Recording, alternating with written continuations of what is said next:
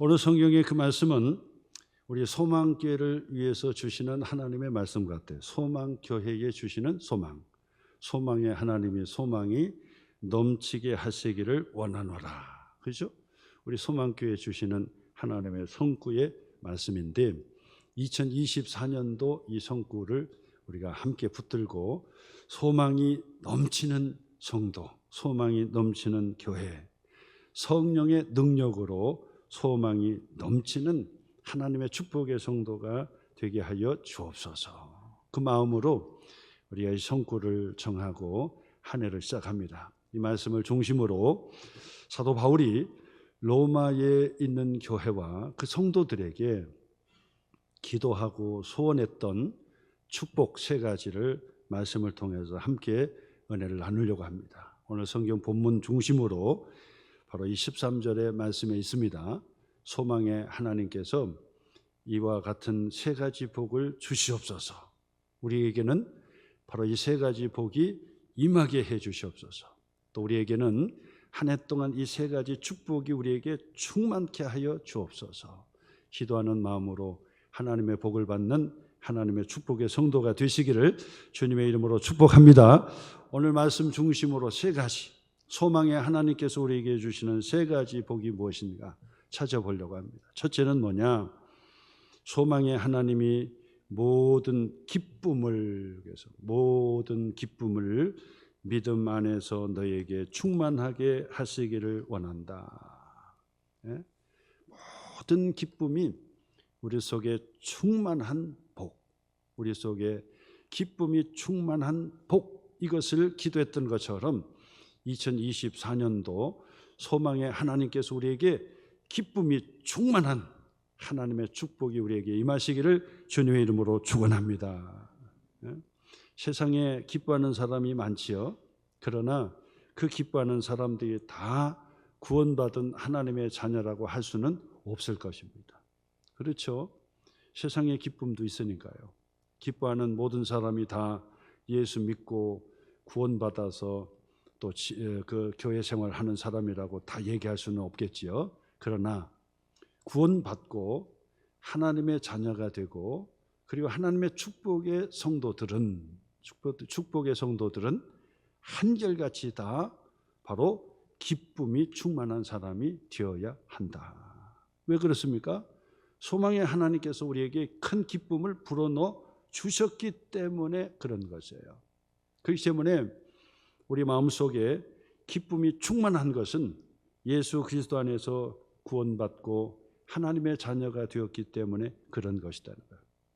세상에 기뻐하는 사람 많아요. 세상에 기쁨으로 살아가는 사람 많다고요. 근데 그 사람들이 다 예수 믿고 구원받았다고 할 수는 없을 거예요. 그런데 예수 믿고 구원받은 사람은 모두 다 한결같이 다 마음속에 큰 기쁨이 충만하고 그 기쁨이 늘 넘쳐나야 한다. 이것이 정상이에요. 구원받은 그리스도인들의 표시 중에 큰 표시가 있다면 바로 그거죠. 내 마음속에 세상에서 빼앗을 수 없는 그런 기쁨이 내 속에 있느냐. 그렇죠? 그 기쁨이 있어야 된다라고 하는 거예요. 오늘 2024년도 이제 시작하면서 하나님께서 우리에게 주신 그 기쁨이 우리 속에 충만하여서 그분이 가는 가정에도 기쁨이 충만하고 그분이 가는 교회에도 기쁨이 충만하고 그분이 가는 직장에도 기쁨이 충만하고 그가 다니는 학교에도 기쁨이 충만하고 바로 구원받아 기뻐하는 하나님의 사람들이 많아지면 이 대한민국은 정말 기쁨이 충만한 공화국, 기쁨이 있는 그런 나라가 될 수 있으리라 그렇게 생각합니다. 신문에 보면은 우울하고 두려움에 있고 외로움에 있다는 통계가 아주 많이 나와요. 50%가 넘어요. 예수 믿고 기도 생활, 신앙 생활 하는 사람은 그보다 적어요. 그래서 외롭고 힘든 사람들이 한 47, 8%라 그러는데 예수 믿지 않는 세상의 통계로는 50%가 훨씬 넘어요. 그러니까 많은 사람들이 외롭고 기쁨이 없고 절망 가운데 그렇게 살아간다는 이야기가 되는 것입니다. 그러나 예수 믿고 하나님의 자녀가 된 사람들은 다시 한번 기쁨을 선택하시고 그 기쁨을 유지해 가시면서 하나님께 기쁨을 드리고 하나님께서 우리에게 주신 기쁨을 간직하고 그리고 많은 사람들에게 기쁨을 전달해 줄 수 있는 그런 하나님의 성도가 되셔야 하는데 2024년도 이제 신년 감사 주일과 함께 여러분 1년 한동안 기쁨이 충만한 성도가 되시기를 주님의 이름으로 축원합니다. 이것이 정상이에요. 이것이 정상. 2023년도도 훌쩍 지나갔지요. 새해를 우리가 맞이했는데 이제 보세요. 신년 감사 예배를 드리면서 이제 보세요.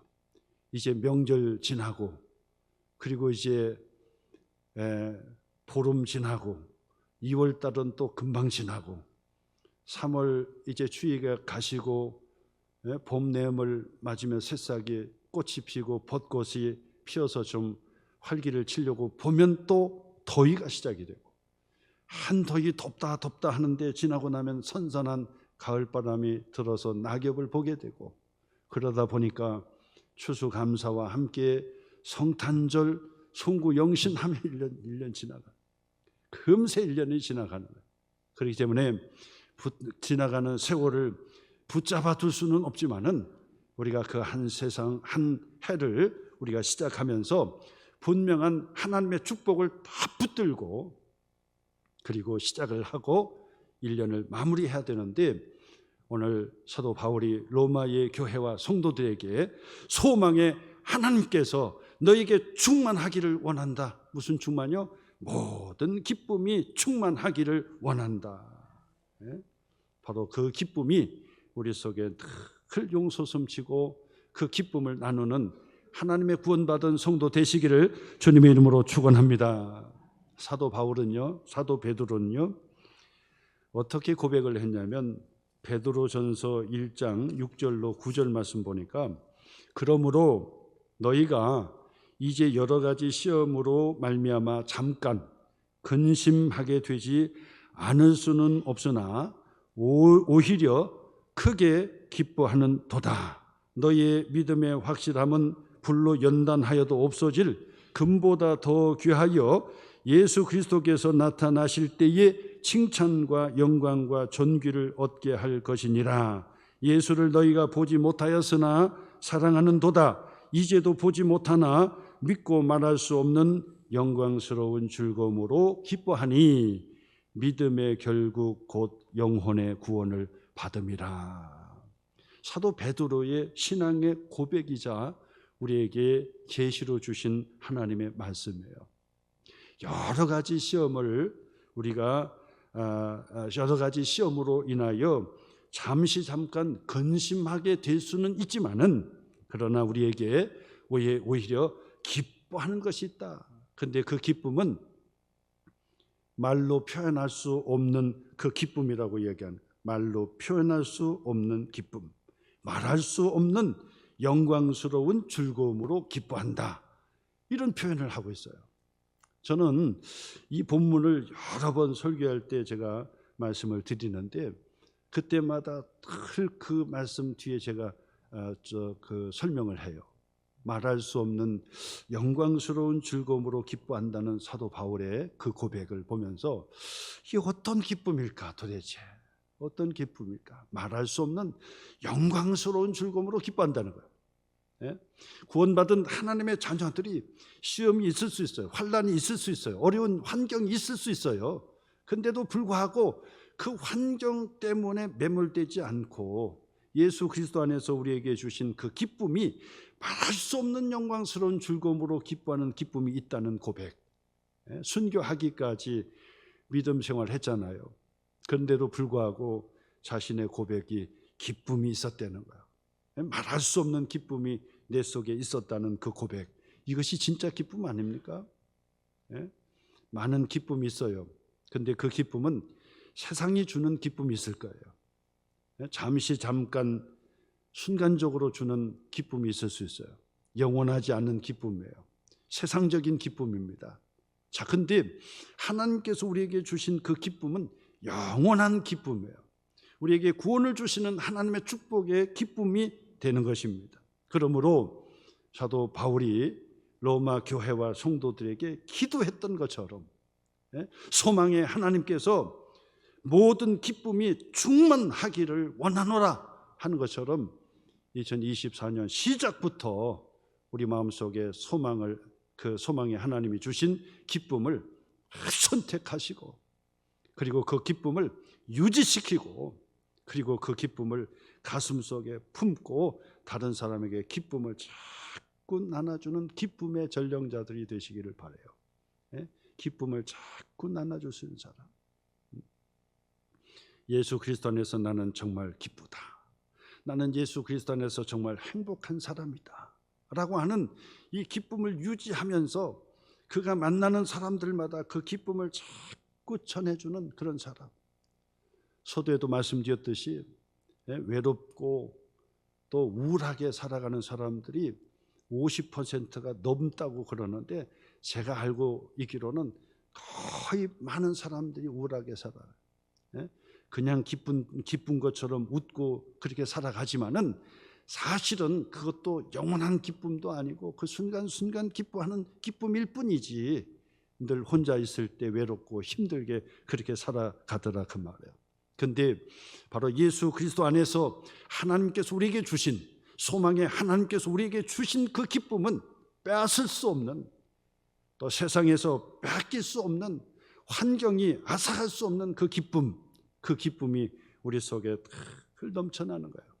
그것을 여러분 간직하시고 유지하시면서 그 기쁨을 잘 나누는 성도가 되셔야 합니다. 2024년도 그 기쁨으로 시작하는데, 여러분 그 기쁨은요, 누가 그냥 가져다 주는 것이 아니라 하나님께서 주신 그 기쁨을 간직하는 것이 중요하기 때문에 믿음 안에서 여러분 신앙 고백하셔야 돼요. 나는 예수 그리스도 안에서 나는 기쁘게 살아낸다, 나는 예수 그리스도 안에서 나는 참으로 행복한 사람이다. 그러면요, 신앙 고백만 해도 성령 하나님께서 막 기쁘게 우리에게 기쁨을 더해 주시고 충만케 해 주시고, 그리고 기쁜 일들로 많아지게 만들어 주시고 막 그런 거예요.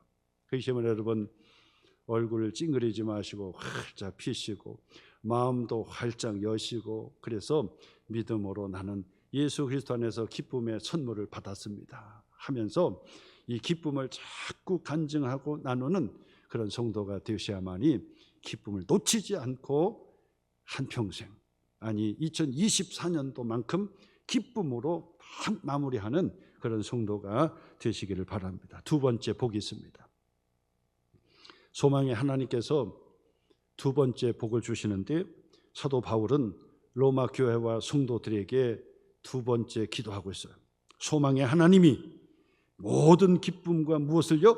평강을 믿음 안에서 너에게 충만하게 하사, 충만하게 해 주시옵소서. 소망의 하나님께서 평강을 충만하게 넘치도록 하게 해 주옵소서. 그래서 여러분 평강이 넘쳐야 되는 거예요.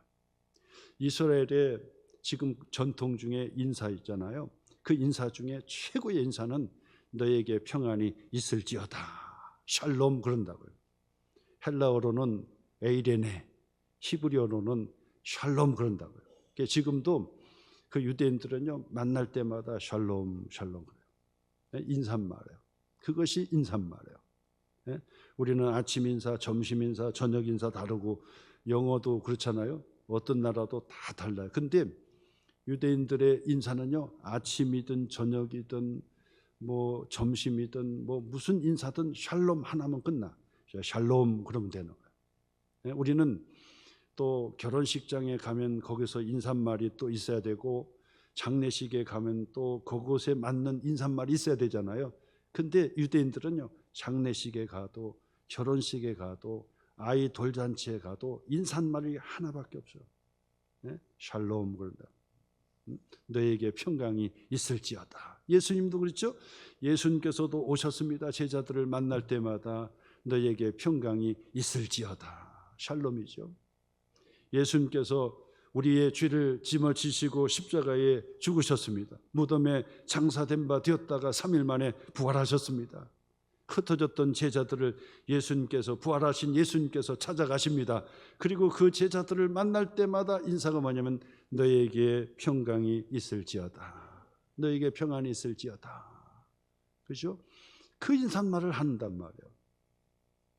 너에게 평강이 있을지어다, 샬롬 하면서 인사를 하는데, 그 샬롬, 평강이 뭡니까? 평강, 화평, 평안, 화목, 다 거기에 의미가 되는 거예요. 다 그 뜻인 거예요. 오늘 로마 교회와 성도들에게도 소망의 하나님께서 너희에게, 너희의 심령 속에 평강이 넘치기를 내가 기도한다 라고 하는 것처럼, 바로 그 기도가 우리 속에 응답이 되어가지고 2024년 새해를 시작하면서 여러분, 우리 마음속에 평강이 탁 넘쳐나서 전쟁의 소식과 환난과 그리고 환경이 어렵고 힘들지만은 내 마음에 이 평강을 유지하고 그 평강을 가지고 하나님께 영광 돌리는 그런 성도가 되시기를 주님의 이름으로 축원합니다. 요한복음 14장 24절에 예수님께서 말씀하셨습니다. 평안을 너희에게 끼치노니, 평안을 너희에게 끼치노니, 곧 나의 평안을 너희에게 주노니, 너희에게 주노라. 나의 평안을 너희에게 주노라. 내가 너희에게 주는 것은 세상이 주는 것과 같이 아니하니라. 너희는 마음에 근심하지도 말고 두려워하지도 말라. 외로워하지도 말고, 그 다음에 근심하지도 말고 두려워하지도 말라. 두려워하지도 말라. 내가 너희에게 평안을 주노라. 그렇죠? 예수님께서 내가 너에게 평안을 준다고 말씀하시고요. 요한복음 16장 33절에 말씀해 보니까 이것을 너희에게 이르는 것은 예수님의 말씀입니다.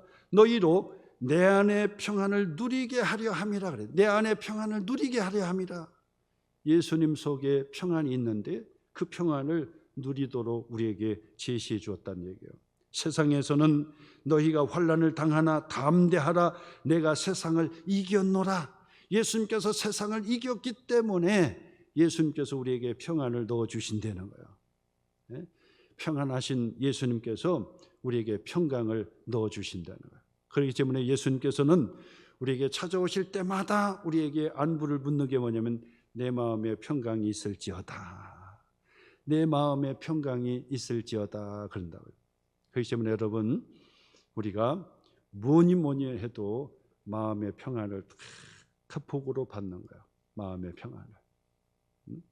아무리 그 왕궁과 같은 그런 좋은 집에 살아도 늘 마음이 불안하고, 마음이 두려워하고, 마음이 두려운 마음이 생기고, 그리고 외로운 마음이 생기고 막 그러면 무슨 소용이 있습니까? 그죠? 초가삼간에 살아도 마음이 평안한 거예요. 평안한 최고의 복입니다. 건강의 복도 거기에 있는 거예요. 거기에 마음에 평안해야 돼. 그 평안은 바로 소망의 하나님께서 우리에게 불어넣어 주시고 예수 그리스도 안에 있는 평안을 우리에게 넣어 주신다는 거예요. 그러므로 나는 예수 그리스도 안에서 평안의 복을 받았습니다. 이런 고백을 할 수 있어야 되고 그런 선택을 할 수 있어야 돼요. 나는 예수 그리스도 안에서 참 평안한 복을 받았다. 하나님께서 내게 주시는 샬롬을 내가 받았다라고 하는 그 샬롬을 유지할 수 있어야 되는 거예요. 세상에 마음 편하게 사는 사람 많이 있어요. 그러나 그 사람들이 다 예수 믿는 사람이라고 할 수는 없을 것입니다. 그러나 예수 믿고 신앙생활 하는 사람은 그 마음에 평강이 있어야 돼요. 세상이 빼앗을 수 없는 평강, 환경이 앗아갈 수 없는 평강, 어떤 어려움과 힘든 일이 있어도 마음의 기쁨과 그 평안을 유지할 수 있는 자들이 바로 하나님의 자녀, 구원받은 하나님의 자녀들이라고 말씀할 수 있습니다. 그러므로 우리가 하나님 앞에 기도할 때도 주여 내 마음에 기쁨을 주세요. 그리고 그 기쁨의 삶을 살게 해주세요. 하나님 아버지, 내게 평안을 주시옵소서. 늘 마음의 평안 가운데 내가 살아내게 하여 주옵소서. 이런 기도를 하셔야 돼요. 빌립보서 4장 6절에서 7절 말씀에 보니까 아무것도 염려하지 말고 다만 모든 일에 기도와 간구로 너희의 구할 것을 감사함으로 하나님께 아뢰라.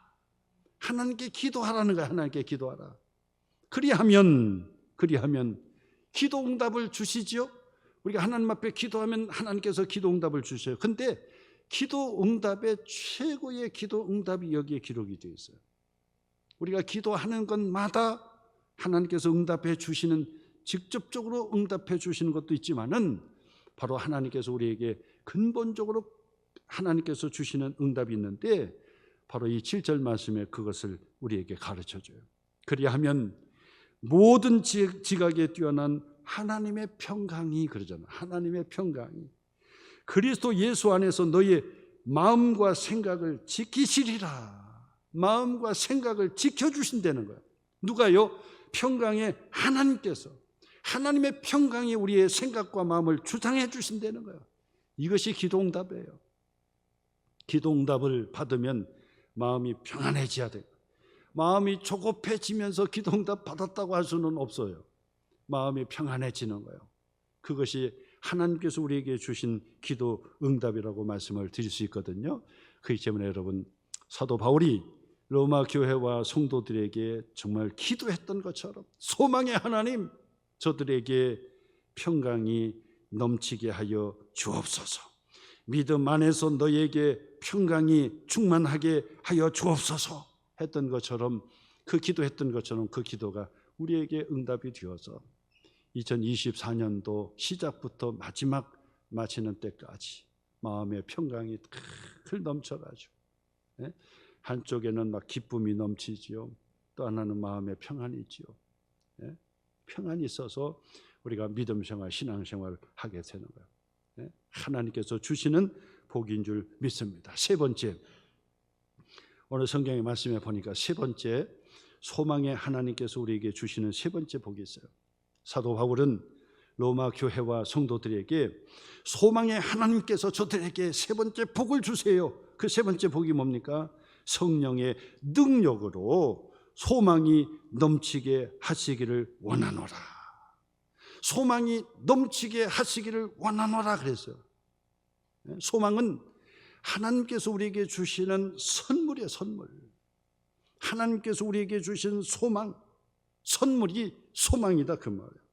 그렇기 때문에 세상의 사람들도 소망을 가지고 살고 희망찬 새해를 출발한다고 하지만은 썩어져 갈 그런 소망을 가지고 간들 무슨 소용이 있겠어요? 그런데 우리에게 주시는 소망은 산 소망이라고. 죽은 소망이 아니라, 일시적인 소망이 아니라 영원한 소망, 그리고 분명한 소망, 확실한 소망을 하나님께서 우리에게 불어 넣어 주셨다라고 하는 것입니다. 그러므로 여러분, 예수 믿고 믿음 생활하는 하나님의 자녀들은요, 마음속에 그 소망을 다 간직하고 있어야 돼요. 누구든지 그 소망에 대해서 묻는 자에게 나의 소망은 바로 이것입니다 라고 대답을 할 수가 있어야 되는 거예요. 소망이 넘치는 성도가 되셔야 됩니다. 2024년도 정말 소망을 붙들고 시작을 해야 됩니다. 그래서 한 해 동안도 이 소망차고, 그리고 한 해 동안 그 소망을 이루는 성도가 되셔야 됩니다. 하나님께서 바로 우리에게 소망의 하나님께서 우리에게 그 소망을 단단히 붙잡고 믿음 생활 승리하도록 우리에게 넘치도록 채워주신다라고 하는 것을 다시 한번 여러분 기억하시면서, 소망의 하나님께서 로마 교회와 성도들에게 부어주시는 세 가지의 복이 2024년도 시작하면서 우리 소망교회에 주시는 세 가지 복으로 마음속에 잘 새기셨으면 좋겠습니다. 첫째가 무엇입니까? 소망의 하나님이 모든 기쁨이 우리에게 충만하게 해주시는 복. 소망의 하나님께서 우리에게 마음의 평강이 충만하게 해주시는 복. 소망의 하나님께서 우리에게 소망이 넘치도록, 근데 그 소망이 무슨 소망입니까? 성령의 능력으로 소망이 넘치는 산소망, 확실한 소망이 넘치는 그런 복. 이것이 바로 우리 소망교회 성도들에게 한 해 동안 넘쳐나시기를, 세 가지 복으로 충만하시기를 주님의 이름으로 축복합니다.